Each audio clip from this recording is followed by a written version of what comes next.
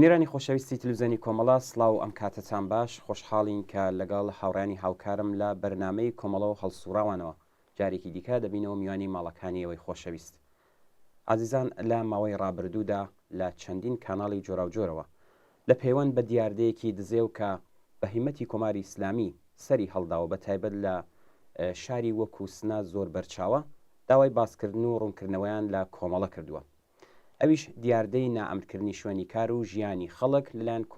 کۆمەڵێک کەسی ناسراوی سەر بە ناوەندەکانی دەسەڵات بە بەکارهێنانی چەکی سارد وەکو چەقۆ قەمە خەنجەر شەمشیر و شتی دیکەیە بۆ دژایەتی لەگەڵ ئەم دیاردەیە هەر لە شاری سنە کەمپینێک دژ بە چەکی سەر لە ژێرناوی نابۆ چەکی سارد وەڕێکەوتووە بۆ باسکردن لەم دیاردەیە و ئاسەوارەکانی دەور و نەقشی کۆماری ئیسلامی و دەست و پەیوەندیەکانی و هەروەها کەمپینی نادژ بە چەکی سارد و مەبەستی بەڕێوبەرانی ئەو کەمپینە و ئەرکی خەڵکی تێکۆشەری شاری سنە و بە تایبەت پێشڕەوانی چەپ و سۆسیالیست و گەنجانی ئەو شارە داوامان لە هاوڕێ حەسەن ڕەحمان پەنا ئەندامی کمیتەی ناوەندی کۆمەڵە کردووە لەم بەرنامەی لەگەڵمان بەشدار بێت و وەڵامی چەند پرسیارێکمان بداتەوە هیوادارین کە ئێوەش تا کۆتایی ئەم بەرنامەیە بتوانن لەگەڵمان بێت. کاک حەسەن سڵاوت لەبێت زۆر سپاس دۆی کە بەشداری لەم بەرنامەیەدا کردەوە. سپاس کاک ئەمیر سلااو بۆ ئێوە و هاوکارانتان و بۆ هەموو بینەرانی تەلەڤیزیۆنی کۆمەڵە و لە خزمەتەندا. زۆر سپاس کاک حەسەن هەروەک لە دەستپێکی بەرنامەکەدا باسم کرد دیاردەیەکی ناحەز لە زۆر شوێن لە کوردستان بە تایبەت لە شاری سنا وەڕێکەوتووە ئەویش دیاردەکە ئەوەی کە لەلایەن کەسانی شارلاتان دەست دەکەن بە ئەلواتی و بە چەقۆ و قەمە و شەمشێر و لەو زۆرشتانە بۆ خەڵک ینی نائەمنی دروست دەکەن. پێم خۆشە بزانم ئەم دیاردەیە بۆچی سەری هەڵداوە و مەبەست لەم دیاردەیە چییە و چ شتێک لەسەر لە پشتی ئەم دیاردەیە. من پێم خۆشە سەرەتا ئەوە بڵێم کە بەڕاستی ئەم دیاردەیە نە تایبەت بە شاری سنەیە دوایی دەڵێم بۆچی ئێستا لە شاری سنەیە زەق بووەتەوە نە تایبەت بە کوردستانە حتا بە معنایەک نە تایبەت بە کۆماری ئیسلامیە بەڵکو مێژوویکی زۆر دوورتری هەیە. ئەگەر تمەشا بکەین لە تا دەورانهای زۆر کۆنترەوە لە دەسەڵاتدارانی ئێرانیدا ئەم شتە بووە بێزگەلەوە لە سەردەمی شایشە هەر ئەوەی کە پێی دەکترێت لات و لووت و جەماعەتی چەخۆکێش و ئەوانە کە دەوڵەت پاڵپشتی لێکردن لە ئێران وجودی بووە. لە ئێران چین بەولاترەوە نمونەی جیهانیەکەی تمەشا بکەین بەشێک لە هێزێک کە فاشیزم لە ئیتالیا کۆی دەکاتەوە نازیستەکان لە ئەڵمان کۆی دەکەنەوە تورکە گەنجەکان کە تورکە فاشیستەکانن لە تورکیا کۆی دەکەنەوە ئەمانە لەو بەشەن کە پێیان دەکترێت ئێوە بە لاتولوت و چەخۆکێش و ئەوانە باستان کردن. هەروەها ئێستا تمەشای شەڕی ئوکراین بکەین ئەو بەشەی کە جەرەیاناتی فاشیستی خەریکن ناڵێم ئەو بەشەی کە مقاومەتێکی خەڵکی ئەوە فەرقی هەیە ئەو بەشەی کە دەستیان وەکوهینی هیتلێریەکان بەرز دەکەنەوە فاشیستەکان و نێئۆ فاشیستەکان بەشێکن لەو لاتولوتانە. ئەم بەشانە کەسانێکن کە لە شەڕی سووریەدا لەلایەن ئۆردۆغانەوە ئەگیر کران هێنرانە ئەوێ بە ناوی گروپای ئیسلامی لە دژی بزوتنەوەی ئازادی خوازانەی ڕۆژاوە ئەمانیان بەکارهێنا. ئەمانە کەسانێکن کە لە جەرەیانی عێراقا شرکتێک بوو کە ئەو کەسانی بەکرێ دەدا خۆیان دەفرۆش بەو شرکەتە ئەمریکاییانە دەهاتن لێرە خەڵکیان دەکوشت شوێنیان بەکرێ دەگرت ئەو کارانەیە بۆیە مەبەستم ئەوەیە کە ئەم دیاردەیەکی فەراکێشوەریە دیاردەیە کە تەنانەت مەسەن حتا لە وڵاتانی ئوروپاییدا مەجموعەیەک کەسانی ئاوا هەن لە گەڕەکەکانە سەرنە عەزیەتی خەڵکەکەن باندهایەکن ئەو باندانە لەلایەن مافیاوە مافیای ئەو وڵاتانە مافیای جیهانی تەنانەت سەریان بە پۆلیس و ناوەندهای دەسەڵاتەوە بەنە لەو جۆرە شوێنانەدا ئیسفاداکەن کابرای مەسەلەن ئەو باندانە هەن دەوڵەمەندێک دەچێت بەکرێیان دەگرێت ئەمڵات و ئەوڵات دەکات لەگەڵی ئاگداری لێەکەن کەسی بێدەن بەکرێک ئاگیان لی بێت و محافزەتی لێەکەن محافزە لە ماڵەکانەکەن یا مەسەلەن جاری وایە دەبینی لە کێشەی بینی دوو کەسە دوو دەوڵەمەندە کە پوڵ دەدەن لەمانە ئیسفاداکەن لەم لاتولوت و چەخۆکێشان وەکو هەم وەکو بادیگارد هەم وەکو کەسانێک کە بە ئیسلاح شەڕ دەکڕن شەڕە فرۆشن ئەمانە جا ئەمە لە ئێرانی شەهر بۆ شکڵەیە ئەمانە بەشی زۆری ئەمانە یا دەوڵەتیان لە پشتە و یا پۆلیسیان لە پشتە یان ناوەندهایەکن کە ئەمانە بە نەو ئەکسەریان بەم لایەنانەوە هەیە بۆیە کە بینەوە سەر ئێران ئەمە لە ئێرانە حەدی خەلەکەی ئێمە ئەگەر چاو لێ بکەین ئەمانە چ لە زمانی شایە وەکشا سەنە شعبان بێمۆخ بەناوبانگە لە ساڵی 1332 کە نەتەنیا ئەو چەندین کەسی دیکەیشان کە ئەوانە باندهایەکن کە سەر بە حکوومەتن کار بۆ حکوومەتەکەن و لەوە زیاتر تۆگەت مەشا بکەین مەسەلەن لە جەرەیانی مەشروتە و مەشروعە لە ئینقلابی مەشروتەی ئێرانە ئەم لایەنانە سەر بەچێن ئەمانە سەر بە جەرەیاناتی مەشروعن سەر بە مەلاکانن دیفاع لەوانەکەن ینی لە ئێرانە کولەن ئەم لایەنی لاتولوت یا لەگەڵ دەسەڵات بوون یا لەگەڵ لایەنی ڕوحانی بوون بە ئێستا لەگەڵ لایەنی مەلا و لایەنی ئاخوندەکان بوون چون لەباری ئیجتماعیەوە لە یەکشت تەغزیاکەن تەغزیەی ئەمانە یا لە حکوومەت و پۆلیس پارەیان پێدا یا ئەوەیە کە بە زۆر پوڵ لە خەڵک وەردەگرن مەلایش ئەوە دەکا یا لە حکوومەت پوڵ وەرەگرێ یا خەریکە مەسەلەن ئەو خرافە و کۆنە پەرستیە دەفرۆشێتەوە بە خەڵکو و پوڵ لەوە پەیدا دەکات ئەو بەشەی کە بە تایبەت بەشێکی زۆری حکوومەتیەکانیان خۆ زۆر ئینسان مەلای باشیش هەیە کە کاری ئەوە نییە لەگەڵ ئەو دەم و دەستگا و نەهاد و ئەوانە نییە بۆ بیر و باوەڕی خۆی خەریکە کارەکە جا مەقسوودم ئەوەیە کە بڵێم ئەمە هەم پەدیدەیەکی جیهانیە هەم پەدیدەیەکی ئێرانی و منتەقەییە و هەم پەدیدەیەکیشە بە تایبەت لە دوای هاتنە سەرکاری جمهوری ئیسلامی ئەم جەرەیانی لات و لوت و چەقۆکێش و ئەوانە ڕاستەوخۆ سەریان بە جمهوری ئیسلامیەوە بەندە ئەوە قسەی بەرپرسانی جمهوری ئیسلامی هەیە کە ئەمانە دەگرن دەیان بن لە زیندان پەروەرشیان دەدەن بە قەولی خۆیان باریان دێنن دەیانکەن بە مەسئولی تیمەکان و مەسەلەن لە ڕووداوەکانی ساڵی 1970 ئەو ئەترازاتانەی کە بەڕێی من کرا لە ئێرانە بەشێک لە سەرۆکباندەکان کە تەقەیان لە خەڵکە کرد بە متۆڕە ئەو متۆڕە دەنگزلەکانی کە لە خیابانە وەڕێەکەون ئەمانە بوون لە ساڵی هەر لە 96 بەشێک لەمان لە دەیمانگی 96 کە هەم لەگەڵ هێزەکانی بەسیج هەم لەگەڵ هێزەکانی سوپای پاسداران ئەم کارانە نەکرد بەشێک لەمانە بوون لە ئابانی 98 بەشێک لەوانەی کە سەرکوتی ئەترازاتی خیابانەکانیان کرد هەر ئەم لاتولوت و چەقۆ کێشانە بوون ئەوە خاصیتێکیان لە خیابانە لە زیندانیشا خاصیتی تریان هەیە ینی ئەمانە بەپێی ئەو موقعیتە کە تێیدا قرار دەگرن بەپێی ئەو موقعیتە خاصیتیان بۆ دەسەڵات هەیە لە زیندانە لە دژی زیندانیانی سیاسی وەختێ بیانەوە زیندانێکی سیاسی عەزیەتکەن دەیخەنە باندی لاتولوتەکان دەیخەنە ئەو باندانەی کە بەناوبانگە باندی مەواد کێشەکان مواد بەشێک لەمانە بەرپرسی باندەکانی مەوادن بۆیەکانێ ئەمە وەک تاریخێک بۆی ئەمانە ڕاستە و خۆ سەریان بە جمهوری ئیسلامیەوە بنە سەریان بە نەهادهای دەسەڵات و حتا ئایەتوڵڵاهایەکی دیاری کراو لە ناو خودی جمهوری ئیسلامیە بە نمایندەگانێکی دیاری کراو لە ناو جمهوری ئیسلامیە ئێوە وەرن مەسەلەن قسە و باسی هەندێک لە نمایندەکانی مەجلیس ئەوەی ڕزاییە بێنە گوێ لێ بگرن تعدادێ تریان کە وەختی خۆی لە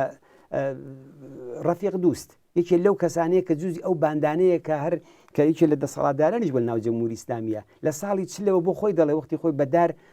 ساواکیەک بێڕێزی کردە بە ئایەتوڵڵا خومەینی بە قەولی خۆی لێمدا و کوشتم و دوای دەبێ بە چهرەیەک یەکێ لە سەرۆک باندەکانە چەندین نمایندە و کاربەدەستی تری حکوومەتی لەم تیپانن بۆیە ئەمە تاریخێکە کە کولەن هێناویانە بەڵام بۆ سنە شارێکە کە دەزانین تایبەتمەندیەکانی چییە ئەو دەورەیە ئەمن پرسیارەکەم ئەو بوو بۆچی ئەلان لە شاری سنە ئەم دیاردەیە ئاوازەق بۆتەوە ئەم دیاردەیە بەشێکی زۆری غەیرەسنەیە لە کرماشانەوە لە هەمەدانەوە لە قوروە و بیجارەوە بەشی زۆری لاتولوت و چەقۆکێش و کەسانی شەڕلاتیان جمهوری ئیسلامی هێناوێتی لەوێ سازمانی داون پوڵی باشیان پێدەن ئیمکاناتی باشیان ناوەتە اختیاریانەوە بەکاریان دێنن لە دژی تێکۆشەرانی شاری سنە لە دژی خەڵکی قارەمانی شاری سنە و بۆچیش سنە بە دەلیلی ئەوەی سنە من دەتوانم بڵێم گوڵی سەرتۆپی خەباتی خەڵکی ئێران لە دەورەی ئەخیرە ئەمە هیچ تەعەسوبێک نییە نەبۆ من نەبۆ ئێمە ئەمە حقیقەتێکە تۆ تماشا بکەن کام شار هەیە 24 ڕۆژ مەقاومەتی تێدا دەکرێت لە ئێرانە هەم لە ئێستادا هەم لە ڕژیم هەرمە ڕژیمەکانی پێشوویشە چاوی لێ کە لە سەفەویەوە تاکو ئێستا بێنە چاوی لێ بکە کە دەسەڵاتی شیعە لە ئێران هاتووەتە سەرکار تەنها سنابینی شەڕی 24 ڕۆژەی تێدا کراوە کام شار هەیە کە شۆرایەکی ئاوای تێدایە کە هەموو سەرانی جمهوری ئیسلامی دەچنە ئەوێ کە ئێستا سەروبەندی ئەو ساڵوەگەڕەیە نەورۆزی خوێناویە کەسێک هەڵەسێ لە مقابلی هەمویانە بەدەنگی دلێرەوە جوابیان دەداتەوە و ناچار بە عقبنشینیەکە لە قسەکانیان کاکسیقی کەمانگەر لە شاری سنەیە لە دڵی ناڕزایەتیەکانی ساڵی 60 لە خەفەقانی ساڵی 60 لە ئستبداد و سەرکوتکەری ساڵی 60 لە دیکتاتۆری و لە گەرمەی شەڕی ئێران و عێراقا کام شارەکە ئەوڵی مانجیمەیەکان لە هەموو ئێرانە بەڕێوە بە شاری سنەیە ئتحادیە سەنعەتگەرە 3 ساڵ 4 ساڵ لەسەر یەک دەیکە تەنها لە ئێرانە تەنها کەسێک لەسەر مەسئلەی کاریگەری و لەسەر ئەوڵی مانجیمەی ئەعدام کراوە جەماڵی چێغۆیسیە خەڵکی شاری سنەیە کۆبوون یەکێتی ژنان ئەنجومەنی ژنان شورای ژنان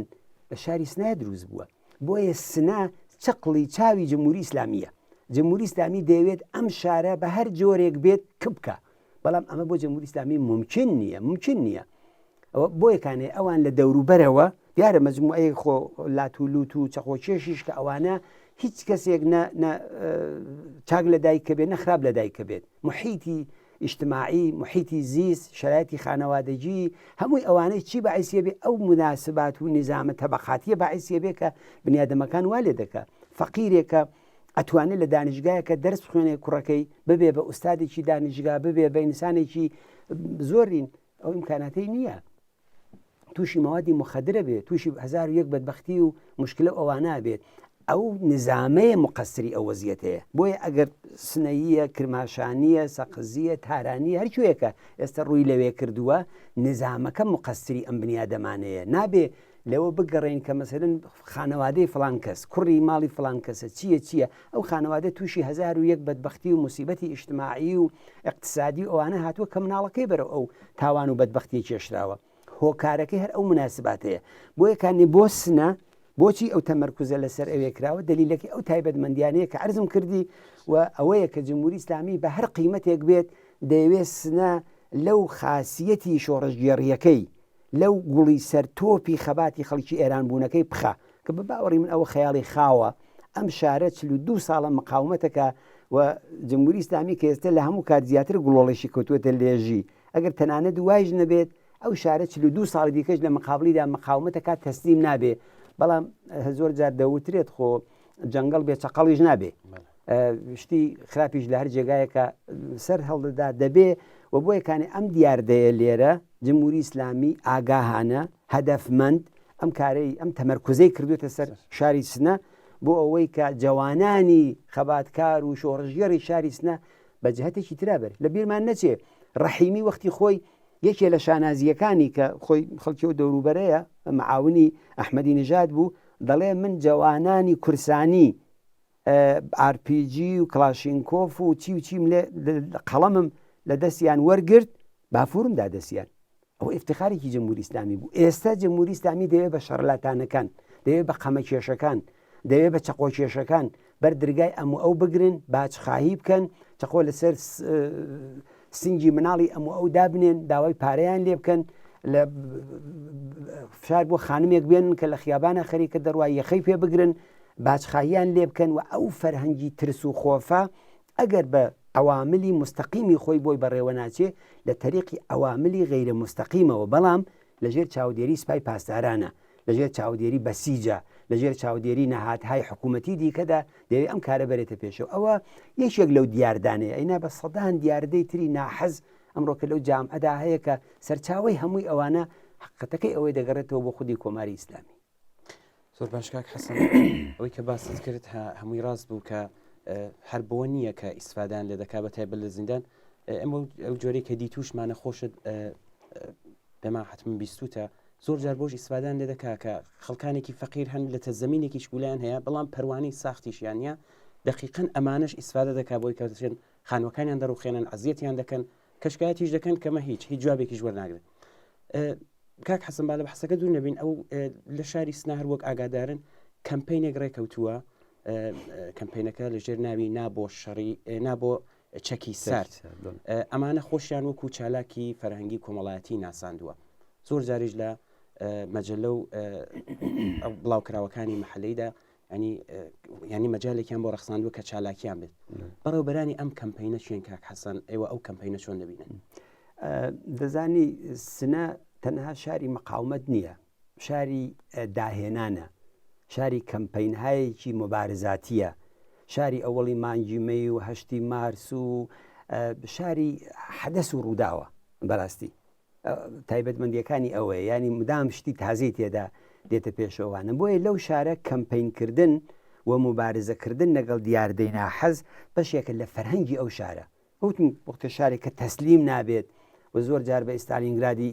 ئێران باسی دەکرێت، تەبیعیە کە ڕەوشهای تازەی مبارزاتی دێتە پێشەوە تێیدا و ئەوە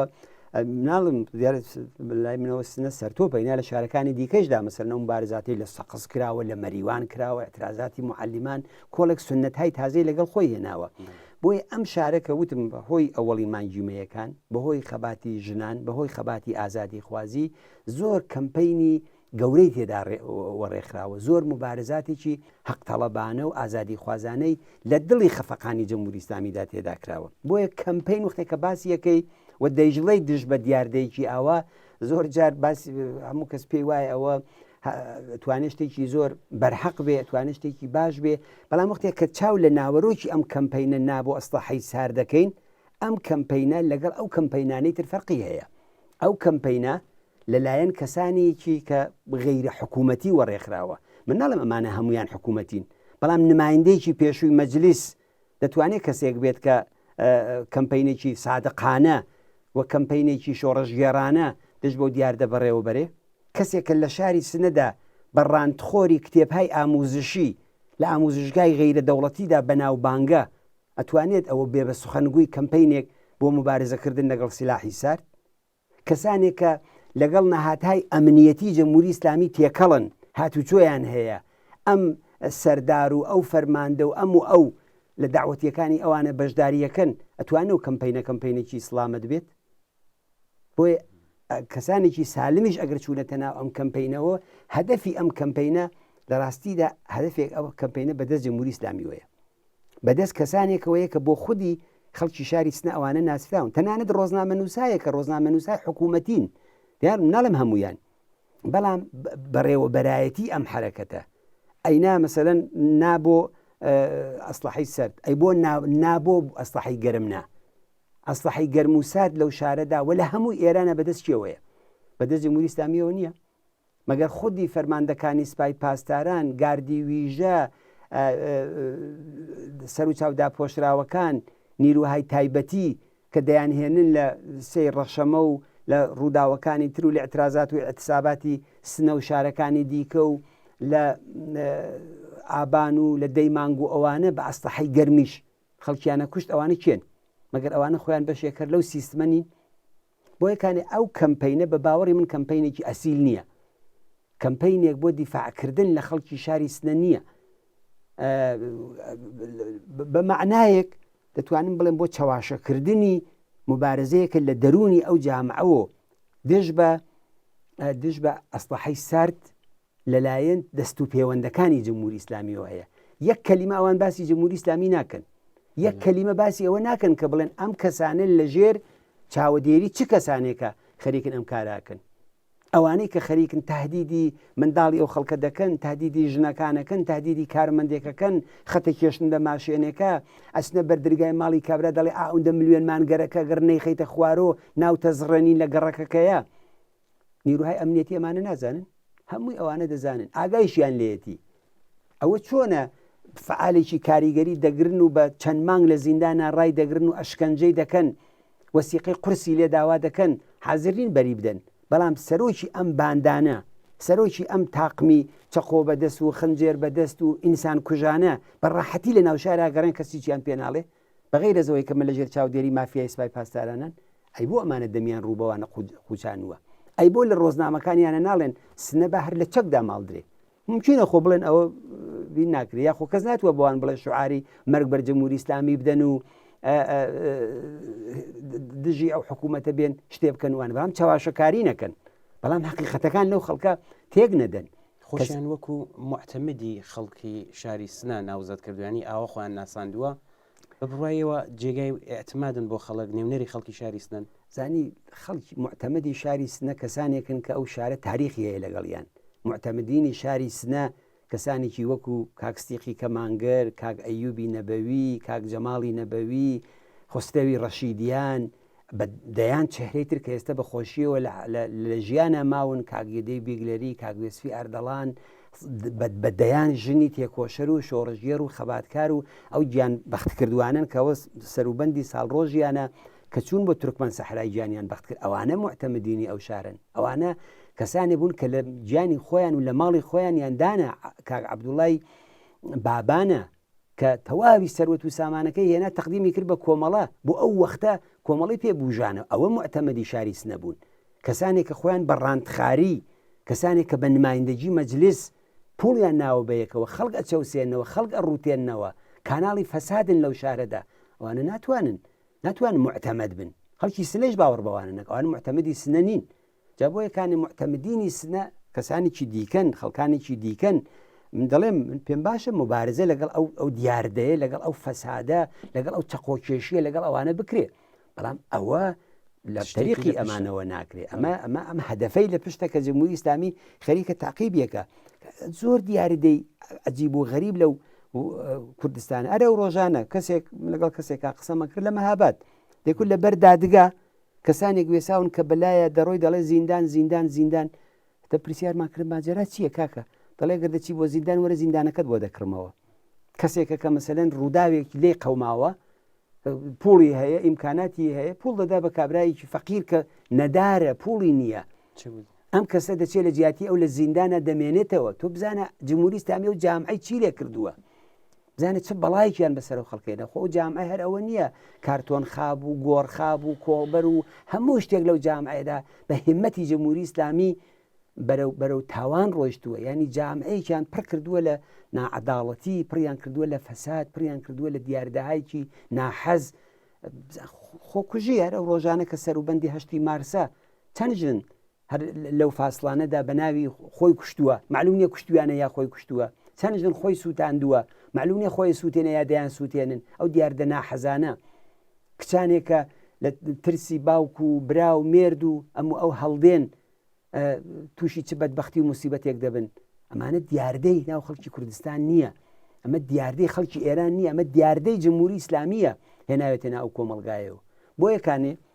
مبارزەکردن لەگەڵ ئەم پەدیدە لەگەڵ ئەم دیاردەیە کە ئێستا سنە نمونەی بەرجەستەیەتی لە بواری ئەمینەداوە بەتایبەت ئەم کەمپەینەش نابۆ ئەسلحەی سەرد کەەوە ڕێکەوتووە ئەمە لە ڕاستیدا تەنها دیاردەیەک نییە کە لە کوردستانە دروست بووە لە شوێنەکانی کەیش هەیە بەڵام وتم بە دەلیلی ئەو تایبەتمەندیانەی کە شاری سنە بوویەتی وهەیەتی جمهوری ئیسلامی تەمەرکوزی کردوێتە سەر ئێرە سپای پاسداران دانیشتوون نەزەریە پەردازەکانیان تەڕاحەکانیان بیریان لەوە کردێتەوە کە بە هەموو شێوەیەک حەولە دەن کام شارە بەرەو موسیبەت برن ئەو دیاردەیشیان دۆزیوەتەوە بۆ ئەو شارە وەرەکو عەرزم کردی لە کرماشان و لاتولوتەکانی کرماشان ئێستا لە سنەیە خەریکن لە خیابانەکانی عەربەدا کێشن بۆ جمهوری ئیسلامی هێناونی سپای پاسداران هێناونی قڕووە بیجار هەمەدان شارەکانی دیکە هێناوی تەمەرکوزیان کردووە لەسەر ئەوی بۆ یەکانێ ئەمە زەنگی خەتەرێکە بۆ خەڵکی تێکۆشەر و خۆڕاگری شاری سنە شارێکە بە سەربەرزی بەناوبانگە شارێکە بە مقاومەت بەناوبانگ بۆیە وتم ئەو کەسانش کە باست کرد ئەوانە معتەمەدینی ئەو خەڵکەنین کە باوەڕیان پێ بکەن ئەوانە لێرەیشە خەریکی گیرفان پڕکردنی خۆیانن خەریکی ئەهدافێکن کە ئەو هەدافە لەگەڵ ئینسانێکی دایک و باوکێکی شەریف نیگەرانە لەوەی کە منداڵەکەی دەچێتە دەرەوە تووشی ئەتیاد نەبێ کچەکەی تووشی موسیبەتێک نەبێ کوڕەکەی تووشی بەڵایەک نەبێ ئەرستە ئاسمان ئەمانە بەیەکەوە فەرقیان هەیە ئەوانە معتەمەد نین گوتم لەنا ئەوانەدا حتمما ئینسانهایکی باشیشەیە مثلەن 50 نەفەر بە عنوانی هەیەتی بەڕێوەبەر دانراوە حتمما لەناو ئەوانەدا ئینسانهایکیان تێدایە کە 100% ئینسانی باشن لەناو ڕۆژنامەنیگارە لەناو وەکیڵە لەناو قازیە ئەنواعی کەسی ئاوا لە شاری سنەیە هەند پڕە ئەو شارە لەو ئینسانە ئازادی خوازانە بەڵام بەڕێوەبەرانی ئەو کەمپەینە ئەو کەساننی کە معتەمەدی خەڵکی شاری سنە کاک حەسەن بە بڕوای ئێوە بربەرەکانی لەگەڵ ئەم دیاردە زێوانی کە باست کرد هەمویان بە بڕوای ئێوە چییە و چ کەسانێک دەبێت پێش بکەون و بەرەو ڕووبنەوە لەگەڵ ئەم دیاردە زێوانە و ئەرکی سەرشانی خەڵکی شاری سنە چی و دەبێت چی بکەن من پێم وابێ سنەیەکە ئەو ئەزمونەی هەیە ئەو تەجروبیاتەی هەیە ئەو 42 ساڵ سەربەرزی و ڕاوەستان و خۆڕاگریەی هەیە شارێکی ئاوا خۆیان زۆر باشەزان ئەرکیان چییە یەکەم ئەرکیان ئەوەیە کە خۆیان خەڵکی ئەو شارە لە بەرابەری ئەو دیاردە خراپانەی کە هەیە خۆیان ڕێکخن سەلەن تۆ تمەشا بکە ئێستا لەو شارەدا بەدەیان نەهادی غەیرە حکوومەتی دش بە احتیات هەیە جمهوری ئیسلامی لە ژێرەوە خەریکە ئەوانم عەزیەتیانەکە فعالەکانیان دەگرێ بەدەیان نەهادی تەرەفدارانی محیتی زیستەیە ڕۆژانی جمعە دەڕۆنە دەرەوە دەڕۆن بۆ شاخەکان ژن پیا و کوڕ کچ بەیەکەوە شاییەکەن خۆشیەکەن هەڵەپەڕن و لە عینی حاڵیشە بەدەیان و سەدان کەسیان تا ئێستەکانی لە دیاردەی ئەعتیاد و لە بەڵاهای تری وەکو لەش فرۆشی ئەوانە نیشانداوە بۆیە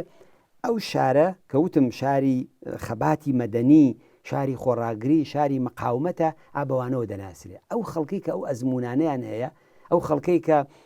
تەجروبەی دروستکردنی نەهاتهای کاریگەریان هەیە نەهاتهای ژنانیان هەیە نەهاتهای ڕووناکبیریان هەیە لە دڵی خەفەقانی جمهوری ئیسلامیە حەولیان داوە لە گۆشە و کەنارێکەوە لە گۆشەی ڕۆژنامەیەک و دەنگی خۆیان تا تێئاتری شۆڕەژێرانە ئازادی خوازی و هەموو شتێک لەو شارەدا مەوج لێدا سرود گۆرانی ئەوە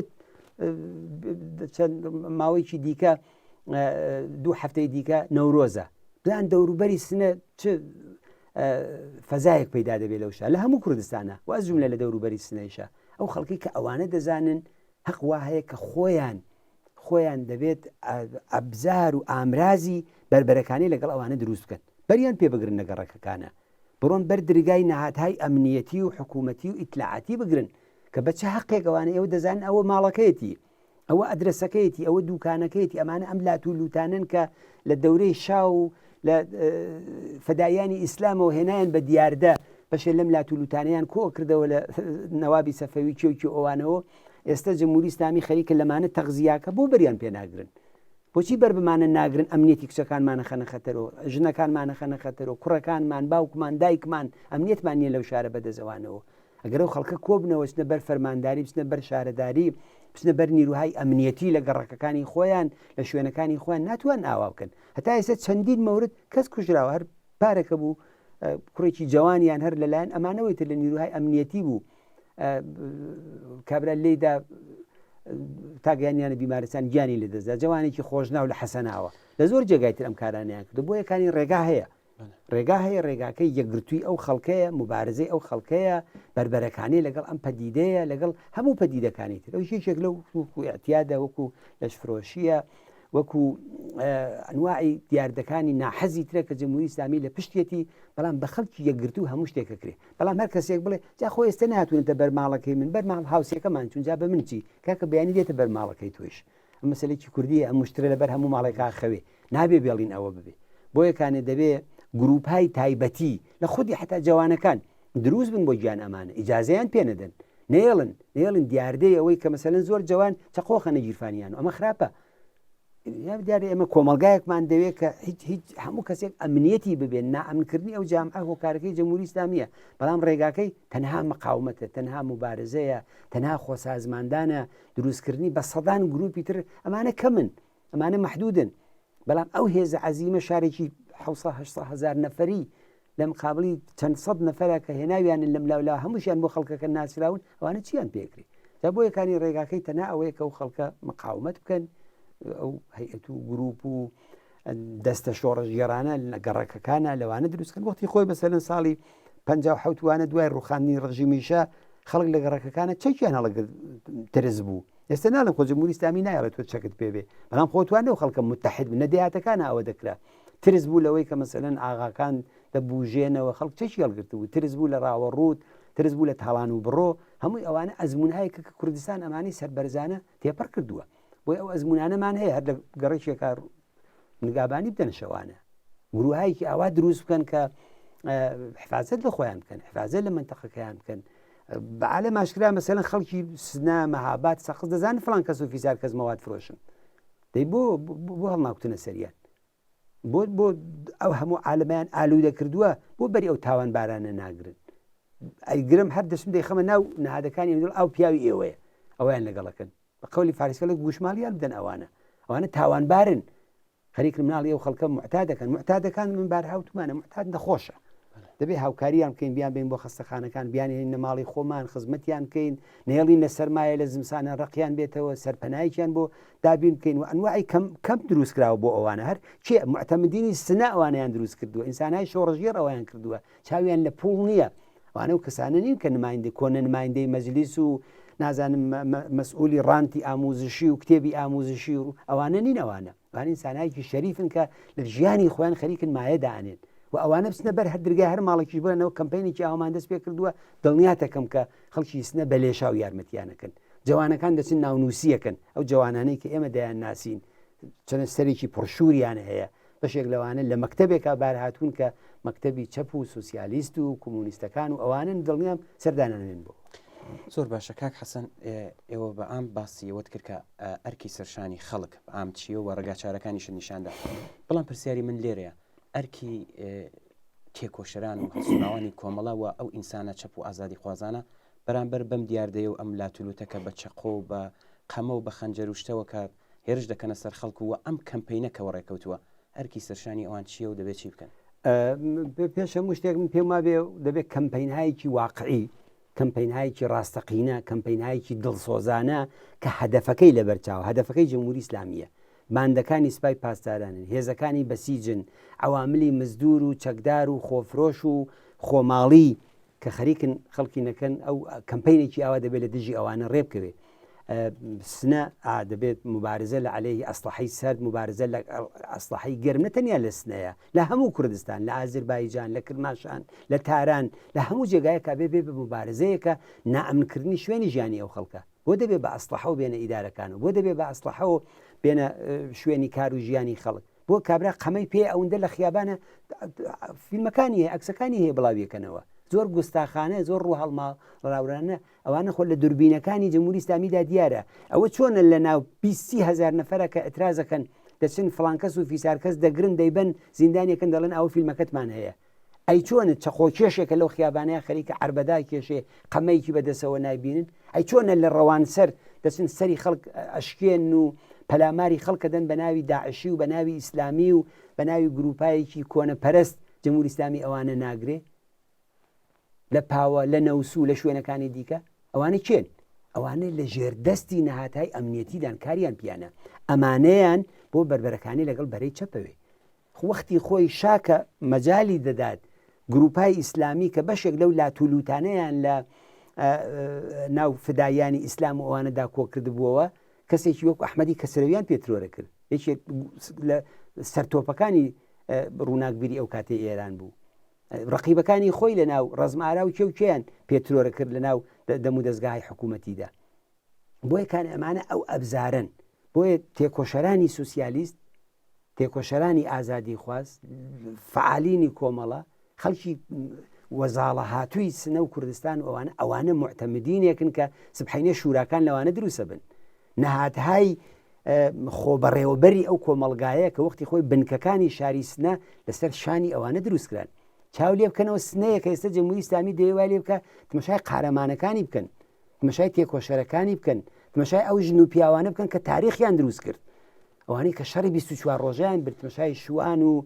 عەلی گوڵچینی و ئەو گیانبەخت کوردوانە بکەن کاک خەسرە و کاک ئەیوب و کاک سدیق چێ بوون ئەوانە و معتەمدینانە بوون کە بەم دڵنیام لەوەی کە بە هەزاران جوانی ئەمڕۆی سنەیی خۆیان بە پەیرەوی ئەو ڕێگا و ڕێبازە ئازانن جا بۆیە کانێ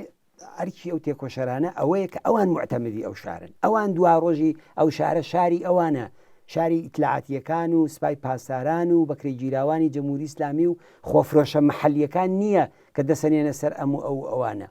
دەبێ خەڵکی ئەو شارە لە پەنای دەستی ئەوانە ئەمنیەتیان بێ مناڵەکانیان دەبێت سەریان پێ بسپێرن بڵێن ئەو جوانە ئەو گەڕەکە سەری پێسپێرن مناڵەکەی لە لادابنێ وەکو ئەو تاوان بارانە نین کە تەعەڕوز بکەنە سەریان جا بۆیە کانم پێم وابێ ئەوە کارێکی بەردەوامە کارێکی ڕۆژانەی ئێمەیە مبارزەکردن لەگەڵ هەر دیاردەیەکی ناحەس لە هەر دیاردەیە کە بە زەرەری ئەو کۆمەلگا تەواو بێ ئەرکی سوسیالیستەکان و کۆمونیستەکانە ئەرکی ئێمەیە ئەو کاری ڕۆژانەمانە ئەس جوملە ئەم دیاردەیەش کە ئەمڕۆکە جمهوری ئیسلامی خەریکە شارێکی ئاوا پێ بەرەو خراپە ئەباکە قەت ناچێ ئەو شارە من دڵنیام لەوە کە بافتەکەی دەناسین تەرکیبەکەی ڕابردووەکەی تێکۆشەرەکانی ئەوەی لە بەتنی ئەو جامعەکەی بەدەستەوە ئەوانە دەناسین ناڵ چارەوای لێوێ بۆیەکانی بەڵام ئەرکی ئەوانە کە لە بەرابەر ئەوانەدا ڕاوەستن و کەمپەینهایەکی دیکە دژی ئەسلحەی سەر دژی ئەعتیاد دژی سەر کوچەگیری دژی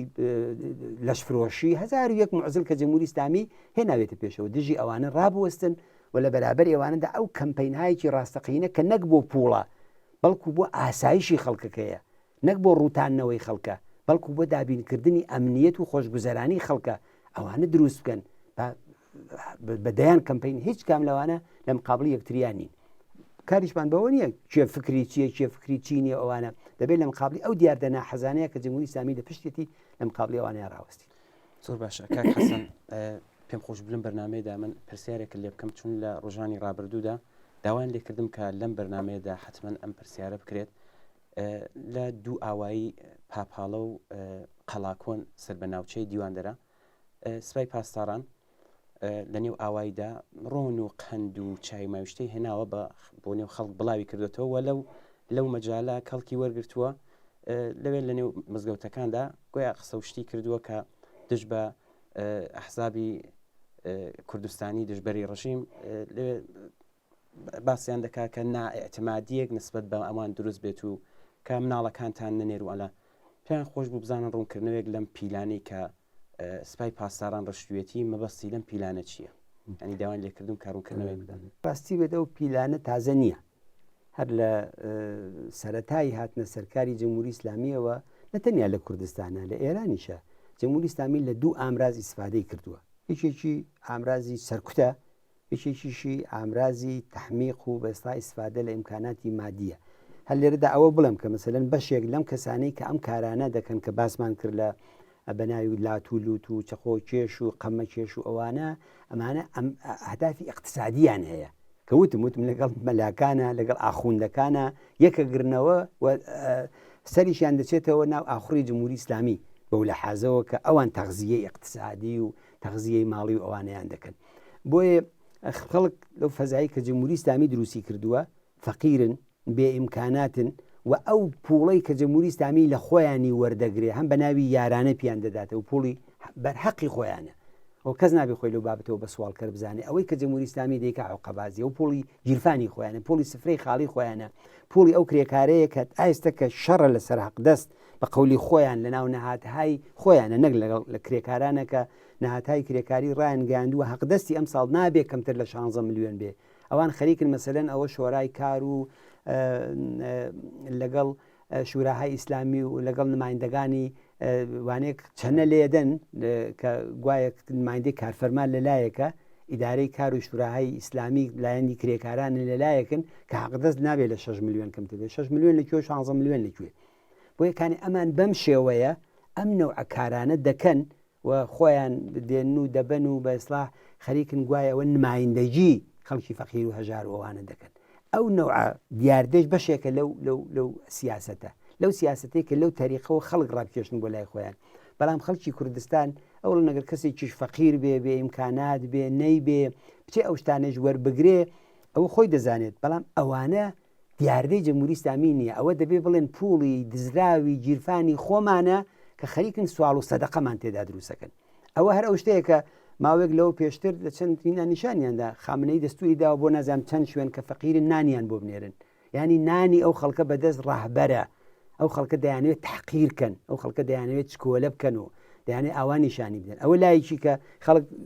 دەستن نەخواری دەستی حکوومەت بکەن دەستن نەخواری دەستی نەهاتهای حکوومەتی و ئەمنیەتی و بەیتی ڕاهبەری و ئەوانێ بکەن لە لایەکی دیکەەوە تحتی عنوانی ئەوەی کە ئەوە کوڕەکانتان و کچەکانتان نەچن بۆ ناو زدی انقلاب و بە قەولی ئەوان زدی انقلاب کوڕی و زدی انقلابی چی ئەحزابی سیاسین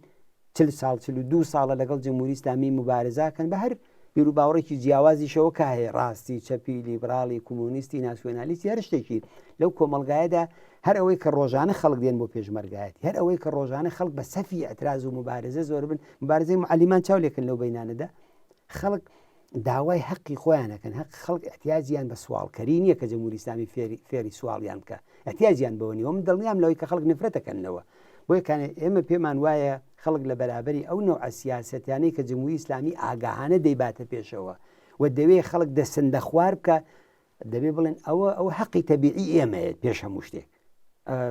خۆراکە هەرچیەکەی واقعی تەبیعی و خەڵکی خۆیان چاوی لێ بکەن و نابێت کەس بەرەو ئەوە بچێکە ئەوە جمهوری ئیسلامی لە ئێزای جاسووسی بۆ ئەوە دەیکایتر جاسووس دروست بکات تەفرەقە بخاتە ناویان و زۆر کەسە هەر ئێستا بە من بە سەدان کەس و خانەوادێش دەناسم دەڵێن من حاضرم لە برسی شابرم بەڵام ئەو یارانە پیسەی جمهوری ئیسلامی وەرناگرن وەڵام کاکەی هەرانە هین جمهوری ئیسلامی نێ حەقی تەبیعی خۆتانە بەڵام حاضر نیم وەری بگرم بۆیە ئەوە سیاسەتێکە لەسەر ئەساسی تەفرەقە سیاسەتێکە لەسەر ئەساسی جاسووس پەروەری خەڵکی کوردستان عادەتیان بەوە نەکرد تعدادێکی مەحدود و کەمن ئەوانەی کە جاسووسیەکەن خۆفرۆشیەکەن لەگەڵ دەم و دەستگاهای جمهوری ئیسلامی هاوکاریەکەن و من دڵنیام ئەو پیلانش دەوە مەسەلەن لە دوودانە دێ لەوێ کردوان لە ئەنواعی جێگای تری جوانیان کردو لای دیوان دەرە ئێستا لە شوێنەکانی کەش حەولەدەن بۆ ئەوە بەڵام ئەو سیاسەتێکی شکست خواردووە بە جێگایەک ناگات و خەڵک ڕێکاری بربەرەکانی لەگەڵ ئەو سیاسەتانە و بە هاوکار نەبوون و بە جاسووس نەبوونی جمهوری ئیسلامیان 42 ساڵە تاقی کردێتەوە بەڕاستی هیچ نیگەرانێکمان لەو بابەتەوە نیە. زۆر سپاس بۆ ڕوونکردنەوەت کاک حەسەن مەجاڵی بەرنامەکە ڕوو بە کۆتاییە لە کۆتاییدا ئەگەر زانی قسەیەک یان نوکتەیەک ئاماژت پێ نەکرد بێت فەرموو. می قسەیکی تایبەتیم نییە هەر داوام ئەوەیە کە ئەو دیاردەنا حەزانی کە ئێستا تەمەرکوزەکەمان نەشەر لەسەر شاری سنە بوو لە شوێنەکانی دیکەش دڵنیام لەوەی کە لە ماباتیشەیە لە ورمێشەیە لە تارانیشەیە تۆ وتمان مەسەرن ئەو گروپە متۆر سوارەکان کە خۆیانە دەن بەناو تەزاورەتەکانە ئەمانەی چێن بەشێکن لەمانن پوڵیان ئیمکاناتیان ماڵیان سەروەتیان هەمووی ئەوانە جمهوری ئیسلامی تەمینیەکە بۆیە دەبێت ئەوە بە جدی وەربگرین دەبێت مبارزەیەکی جدی لەگەڵ کەین مسایمان کرد لە قسەکانە جوابی و پرسیارەندەوە منیش عەرزێکی ترم. زۆر سپاس بۆ شتاریت. سپاس بۆ بەڵێ بینەرانی خۆشەویست بەم جۆرە گەشتینە کۆتایی بەرنامەم هەفتەیە کۆمەڵە و هەڵسوراون زۆر سپاس بۆەوەی کە ئێوە شەتا ئێستا لەگەڵ مابوون هیوادارین کە جێگەی سەرنجی ئێوەی خۆشەویستی ژوو بێت و کەڵکی پێویستیشتان لێ وەرگرفێت تا بەگەشتنەوەیکی تر و هەفتەیەکی تر هەر شاد و بەختەوە بن.